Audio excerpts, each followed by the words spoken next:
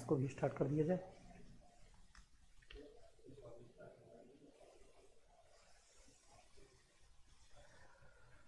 इसको भी स्टार्ट कर दीजिए।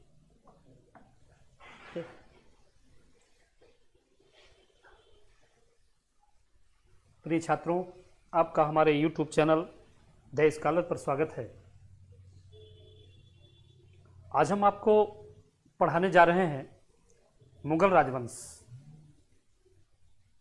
आपने अब तक सल्तनत काल के बारे में पढ़ा, जिसकी शुरुआत आप मोहम्मद गोरी के गुलाम कुतुबुद्दीन ऐबक से लेकर लगभग 5 राजवंशों को पढ़ते हुए आपने इब्राहिम लोदी तक उसका अध्ययन किया। यहाँ तक सल्तनत के लोग थे। इसके बाद अब शुरू होता है मुगल राजवंश।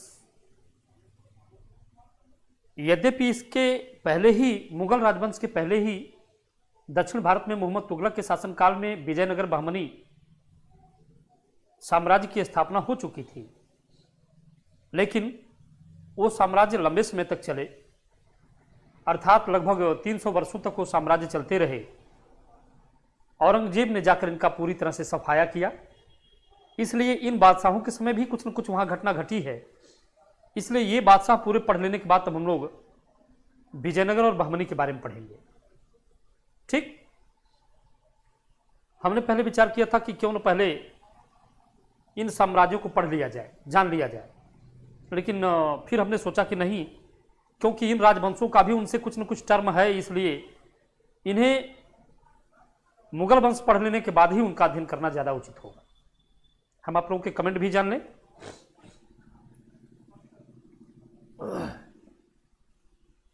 Awanish Pal ji, Sonu Prasad ji, good afternoon. Good afternoon सभी लोगों को। अनूप अवस्थी जी, खुश रहिए। मोहित पाल, इमरान खान, शीतल कश्यप, संदीप पाल, संजोली चौरसिया, ये आप सभी लोगों को शुभाशीष। आ गए हम। हाँ, अब आप अगला अपने चैप्टर का अध्ययन करना शुरू करें। आज हम पढ़ाने जा रहे हैं आपको मुगल राजवंश के संस्थापक बाबर के बारे में। ध्यान रहे, जहीरुद्दीन बाबर इनका पूरा नाम था, और जहीरुद्दीन बाबर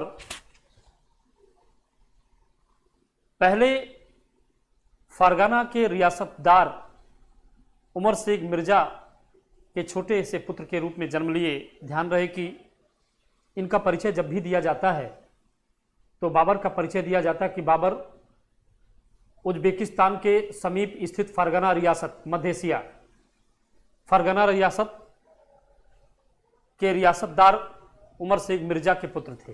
यानी पिता थे उमर शेख मिर्जा और माता इनकी थी कुतुब निगार खाना। बाबर का जन्म 1483 में हुआ था, 1483 में। यानी बाबर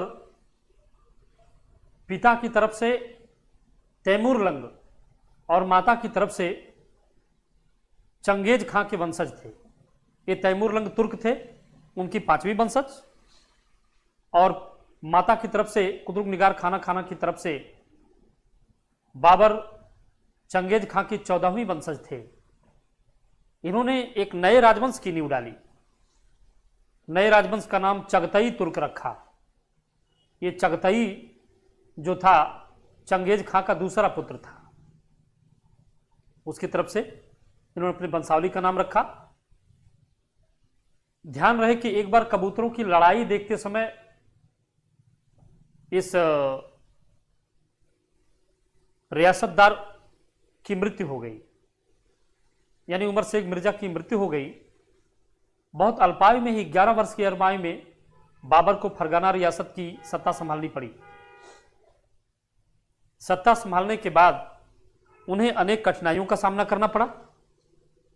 सबसे पहले सफवी राजवंश, उज्बेक, उस्मानी जैसे तानाशाह बादशाहों का इन्हें लगातार मुकाबला करना पड़ा। सरेपुल के युद्ध में बार बार हार जाने से ये सैबनी खां जो था, इसने इन्हें बार बार परास्त किया। अंततः मजबूर होकर इन्हें अपनी रियासत छोड़ देनी पड़ी और ये अफगानिस्तान भाग गए। 1504 में इन्होंने अफगानिस्तान पर अधिकार कर लिया। 1507 में इन्होंने बादशाह की उपाधि धारण की। इसी समय हुमायूं का जन्म हुआ। यहीं पर उन्होंने एक बूढ़ी महिला से हिंदुस्तान के समृद्धि संपदा के बारे में सुना और अब वे फरगाना रियासत को पुनः प्राप्त करने की अपेक्षा हिंदुस्तान को ज्यादा तरजीह देने लगे। ध्यान रहे, आखिरकार इन्हें वो अवसर मिल गया। वो अवसर कैसे मिला? इन्हें वो अवसर मिला जब पंजाब के सूबेदार दौलत खां लोधी और इब्राहिम लोधी के चाचा आलम खां लोधी ने मिलकर अफगानिस्तान में पहुंचकर बाबर को भारत पर आक्रमण का न्योता दिया। बाबर ने अपने आत्मकथा तुझके बाबरी में लिखा है कि मुझे स्वयं मेवाड़ नरेश महाराणा सांगा ने भी भारत पर आक्रमण का न्योता दिया था। राणा सांगा का सोचना था कि बाबर इब्राहिम लोदी को परास्त कर देगा, क्योंकि वो लुटेरा खानदान से है, इसलिए लूट मार करके चला जाएगा और अकारण ही मैं दिल्ली का शासक हो जाऊंगा। ऐसी सोच थी महाराणा संग्राम सिंह की। और ऐसे में कहा जाता है कि ये अवसर उसे प्राप्त हुआ तो उसने भारत पर आक्रमण किया। जो पानीपत का प्रथम युद्ध होता है 21 अप्रैल 1526 को, इस युद्ध में उसने दिल्ली के सुल्तान इब्राहिम लोदी को परास्त कर उनकी हत्या कर दी और दिल्ली तथा आगरा पर अधिकार कर लिया। लेकिन ये दिल्ली पर उसका हमला ये पहला हमला नहीं था। उसके पहले ही उसने भारत पर 4 आक्रमण किए थे, यानी प्रयास वो कर रहा था। उसका पहला आक्रमण बाजौर पर होता है। इसी आक्रमण में उसने भेरा के किले को जीता और बाबरनामा में या तुजुके बाबरी में उसने लिखा है कि इसी आक्रमण में मैंने पहली बार तोपों का प्रयोग किया। भारत पर उसका यह चौथा आक्रमण था जिसमें उसने भारत पर विजय हासिल की। यह चौथा आक्रमण था। अपनी आत्मकथा तुझके बाबरी में उसने 5 मुस्लिम राज्यों और 2 हिंदू राज्यों का वर्णन किया है। जैसे उसने बंगाल को एक अलग राज्य के रूप में उसने माना है। बंगाल, फिर मालवा, फिर गुजरात, इसके बाद स्वयं दिल्ली की रियासत को भी उसने एक माना है। इसी तरह से उसने बिहार सासाराम की रियासत को भी माना है। 5 रियासतों के बारे में अध्ययन किया है उसने और उसके बाद फिर 2 हिंदू राज्यों के बारे में भी लिखा है। मेवाड़ नरेश, स्वयं राणा सांगा और दक्षिण भारत में विजयनगर के राजा कृष्णदेव राय, 2 लोगों की चर्चा उसने किया है। ध्यान दीजिएगा, उसने तुझके बाबरी में महाराजा कृष्णदेव राय को भारत का सबसे शक्तिशाली बादशाह, सबसे शक्तिशाली राजा माना है। ऐसे में 1526 में जब उसने दिल्ली पर अधिकार कर लिया, आगरे पर अधिकार कर लिया, अपनी राजधानी बना लिया आगरा को, तो उसको प्रतिवर्ष एक लड़ाइयां लड़नी पड़ी। ध्यान रहे, 1526 में उसने दिल्ली पर अधिकार किया, आगरा को अपनी राजधानी बनाई। 1527 में उसे खानवा का युद्ध लड़ना पड़ा। ये खानवा का युद्ध स्वयं बाबर और महाराणा सांगा के बीच हुई। इस युद्ध में महाराणा सांगा हारे। यह बड़ा विकट युद्ध था। राज्य के ज्योतिषियों ने तो यह भी कहा था कि ग्रह दशा अनुकूल नहीं, इसलिए बाबर हार जाएंगे। लेकिन बाबर ने युद्ध किया और उसमें वो विजयी रहा। आगे इतना ही जान लें, अगले वर्ष उसने चंदेरी की लड़ाई लड़ी। चंदेरी का युद्ध उसका मेदिनी राय और बाबर के बीच हुआ। इस युद्ध में मेदिनी राय हार गए, उनका कत्ल कर दिया गया और चंदेरी के युद्ध 1528 के बाद 1529 में इसने अफगानों से फिर युद्ध किया, दोहरिया या घाघरा का युद्ध। ये घाघरा के किनारे बिहार यूपी की सीमा पर हुआ। इसमें उसने महमूद खान लोदी जैसे अफगान नेताओं को परास्त कर दिया। ध्यान रहे, जिस समय चंदेरी का युद्ध चल रहा था 1528 में, उस समय शेरशाह सूरी, जो अभी शेर खां कहलाता था, उसने बाबर के सेना में भर्ती होकर मेदिनी राय से युद्ध किया था। लेकिन वास्तव में शेरशाह सूरी बाबर की मदद करने से सेना में भर्ती नहीं हुआ था, बल्कि उसने तो मुगल फौज की कमजोरी जानने के लिए सेना में भर्ती हुआ था। और उसने एक बार कह भी दिया था, अगर खुदा ने मेरा साथ दिया तो हिंदुस्तान से मैं मुगलों को खदेड़ दूंगा और फिर अपने देश पर अधिकार कर लूंगा। स्वयं बाबर भी उसको एक चालाक अफगान कहते हुए हुमायूं को उसको सतर्क रहने की बात करते हैं और उसके पकड़ने का जब वो आदेश देते हैं तो उसके पहले ही वो भाग खड़ा होता है। दोहरिया के युद्ध में यही शेरशाह सूरी मुगल फौज के खिलाफ लड़ रहा था, लेकिन उसने महमूद लोदी जैसे लोगों का डट कर साथ नहीं दिया। वो सोचता था कि ये लोग परास्त हो जाएंगे, समाप्त हो जाएंगे, तो आखिरकार सासाराम की रियासत का असली वारिस मैं ही होऊंगा या अफगानों का असली नेता मैं ही होऊंगा, वही मानकर चलता था। ऐसा हुआ भी, वो अपने मकसद में कामयाब हुआ। ध्यान दीजिएगा कि अंततः 1530 में बाबर की तबीयत खराब हुई। इतिहासकारों ने इस पर दो मत व्यक्त किया है उसकी मृत्यु पर। मुगल इतिहासकारों ने लिखा है कि हुमायूं की तबीयत खराब हुई और जब वो एकदम मरणासन्न हो गया तो राज्य के फकीरों ने कहा कि यदि हुजूर अपनी बच्चे की खैरियत चाहते हैं तो वे खुदा से इबादत करें कि वो अब उनके बच्चे हुमायूं के जीवन के बदले बाबर की आयु ले ले। बाबर ने ऐसा ही किया। कहा जाता है बाबर बीमार पड़ने लगा, हुमायूं स्वस्थ होने लगे और 1530 में कुछ समय बाद बाबर की मृत्यु हो गई और हुमायूं स्वस्थ हो गए। बाबर की मृत्यु के 4 दिन बाद हुमायूं का ताजपोशी आगरा में हुई। एक तो ये बताया जाता है। दूसरा एक ऐतिहासिक ग्रंथ है, स्वयं बाबर की पुत्री का ऐतिहासिक ग्रंथ। वो ऐतिहासिक ग्रंथ है जिसे गुलबदन बानो बेगम ने लिखा है। ये बाबर की पुत्री थी, हुमायूं की बहन थी, गुलबदन बानो बेगम। इन्होंने लिखा है तारीखे हुमायूनी। इसमें इन्होंने लिखा है कि बाबर की मृत्यु इब्राहिम लोदी की माता के जहर देने से हुई। यह ऐतिहासिक ग्रंथ है, इसमें ऐसा लिखा गया है, तो इस नाते इस पर लोग विश्वास भी करते हैं। खैर, बाबर की मृत्यु 1530 में हो गई। 1530 में उसकी मृत्यु के बाद उसे उसके ही द्वारा लगवाए गए आगरा में आराम बाग में ले जाकर दफना दिया गया। बाद में बताया जाता है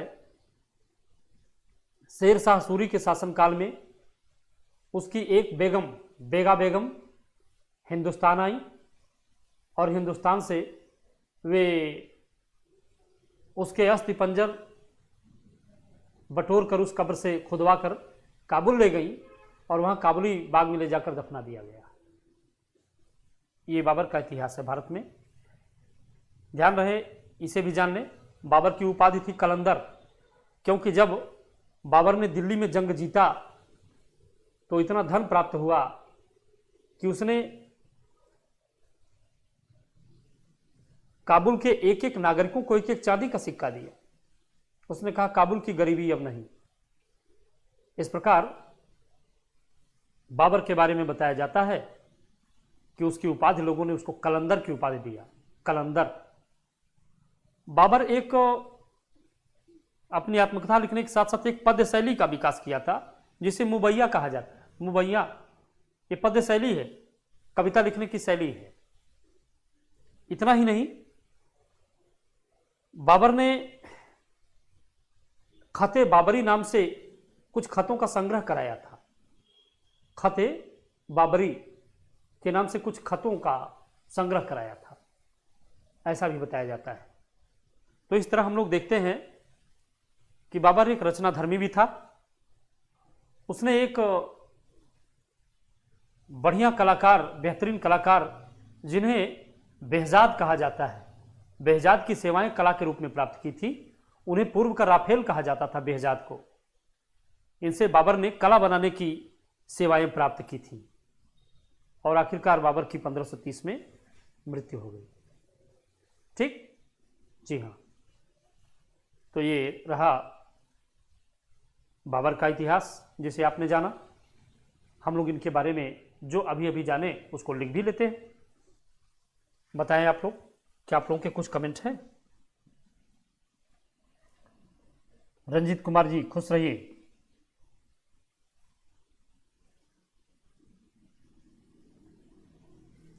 चलिए हम लोग आज अब इन चीज़ों को थोड़ा सा लिख लेते हैं जो आपको बताए गए। इन चीज़ों को थोड़ा थोड़ा लिख लिया जा रहा है। जैसे इनका मूल नाम जहीरुद्दीन बाबर, वो हमने लिख ही दिया है। अब इनके कृतित्व व्यक्तित्व के बारे में थोड़ा थोड़ा लिख लिया जाए। जन्म कब हुआ था? 1483, यही ना? पिता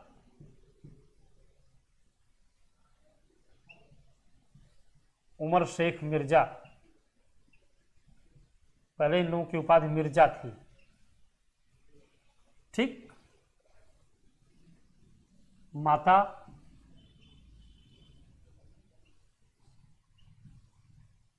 कुतलुग निगार खान खाना,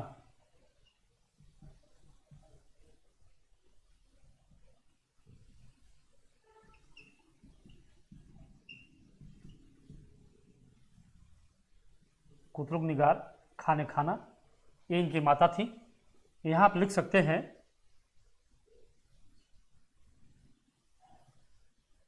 चलिए हम लोग बाद में लिख देते हैं। यहाँ आप लिख सकते हैं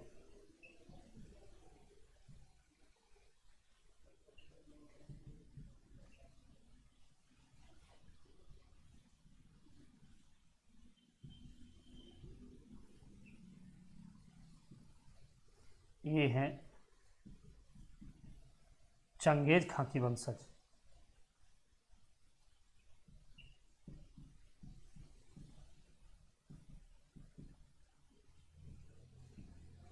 ठीक।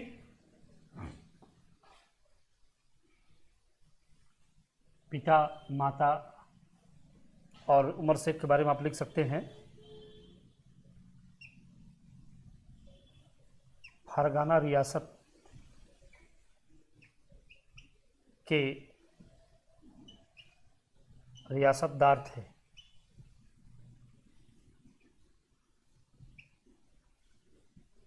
ठीक। फरगना रियासत के रियासतदार, जन्म हो गया, पिता, माता, और आप अब आगे लिख सकते हैं बाबर की उपाधि।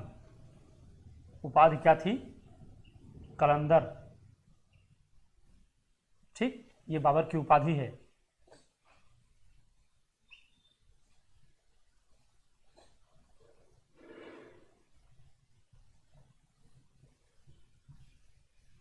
पंद्रह सौ सात में बादशाह की उपाधि।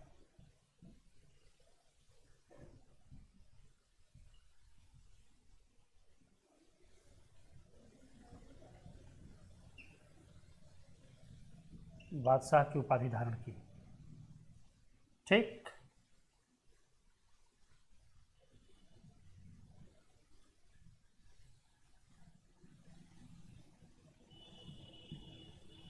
1526 में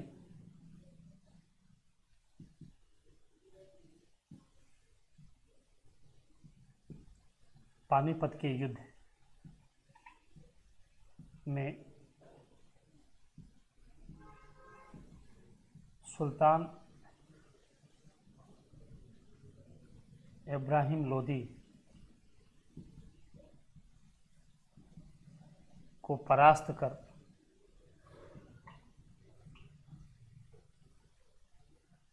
दिल्ली तथा आगरा पर अधिकार कर लिया।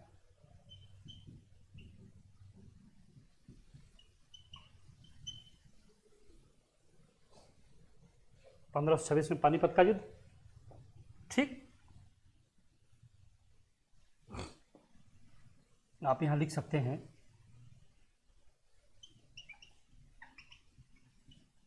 पानीपत का प्रथम युद्ध।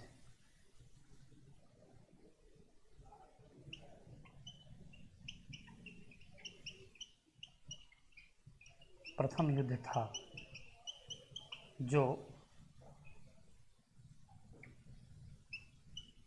21 अप्रैल 1526 को लड़ा गया। ये रहा।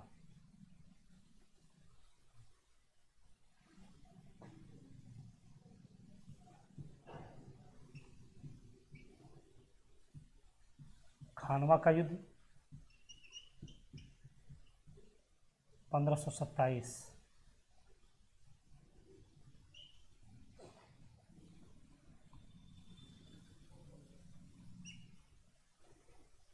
और उसके बाद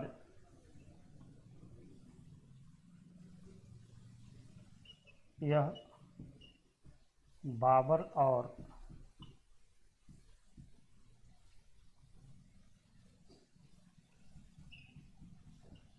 राणा सांगा के बीच लड़ा गया।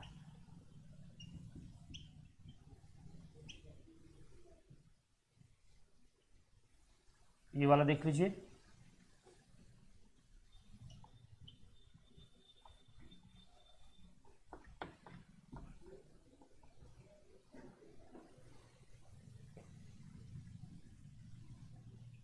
दूसरा, इसके बाद नीचे हम लोग देख लेते हैं बाबर के और भी युद्ध।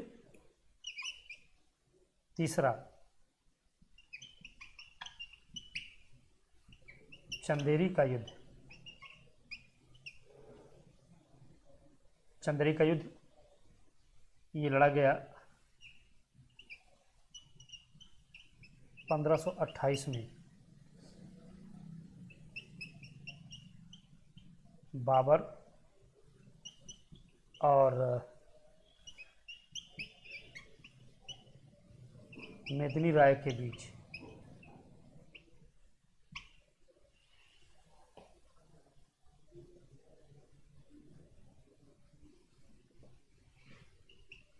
चौथा देख लें,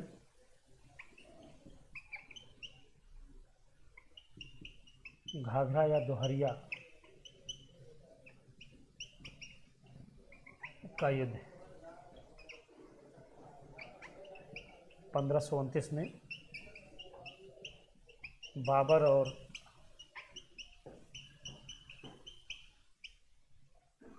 अफगानों के बीच। ठीक,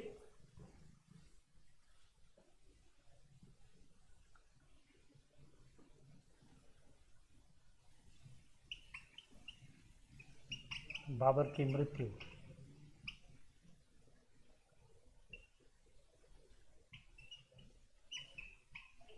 1530 में आगरा में तथा आगरा के आरामबाग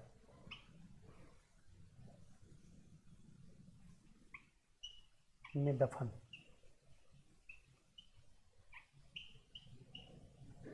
आरामबाग में दफन हुआ। बाद में उसे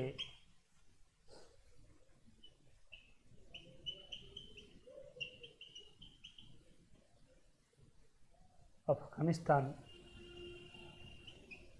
में दफनाया गया।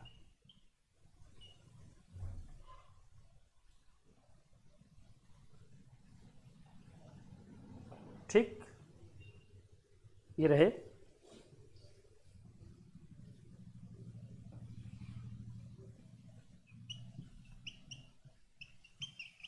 बाबर की आत्मकथा।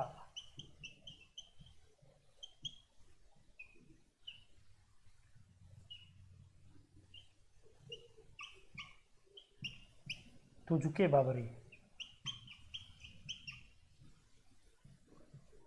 ये बाबर की आत्मकथा है, ये तुर्की में है।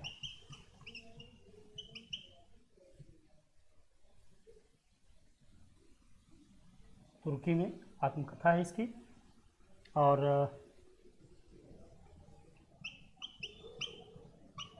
इसका फारसी अनुवाद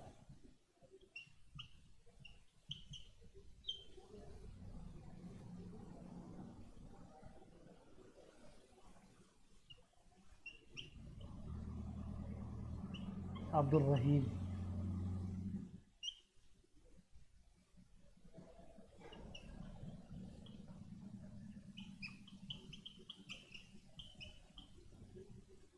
खाना द्वारा।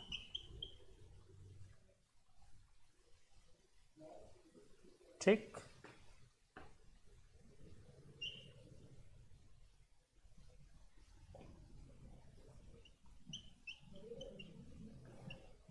बाबर की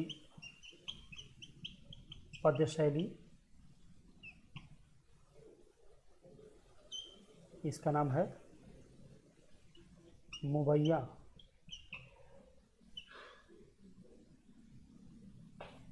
पद्य शैली मुबैया।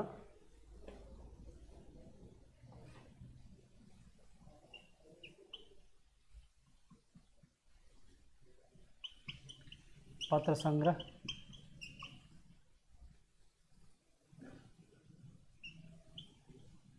खत ए बाबरी,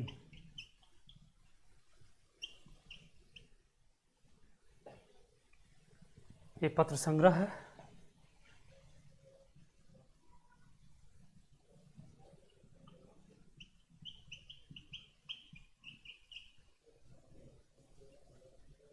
गजल संग्रह,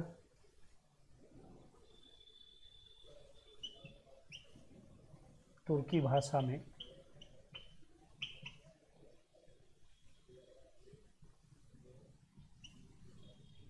दीवान के नाम से।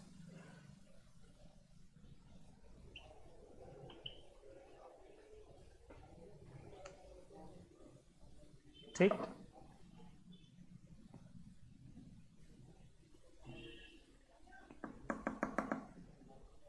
हो गया, ये आपके सामने है।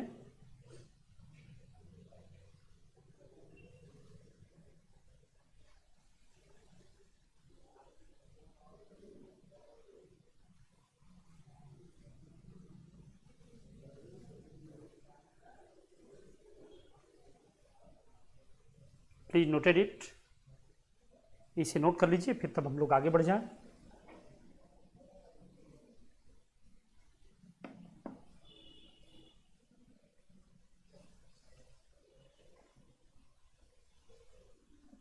नोट करके हमें कमेंट दें, तो हम लोग इसके आगे चलें, है ना। नोट करिए और नोट करके हमें थोड़ा कमेंट दीजिए, ताकि हम समझ रहे हैं कि आप लोग वॉच कर रहे हैं, फिर आगे चला जाए। खुश रहिए। Noted noted, thank you. आप सभी लोगों ने इसे नोट कर लिया, बहुत बढ़िया। ठीक, इसे मिटा दिया जाए अब, और मिटा करके अब हम लोग इसके अगले बादशाह के बारे में जान लें, है ना।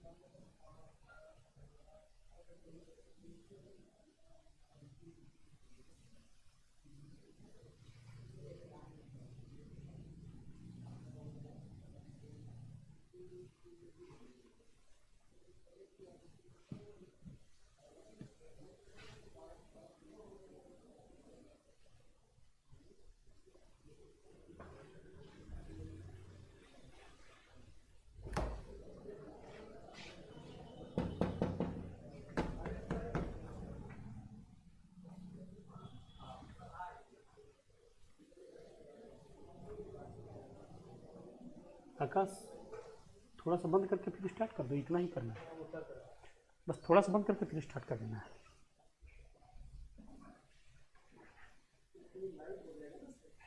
थोड़ा सा बंद कर दीजिए।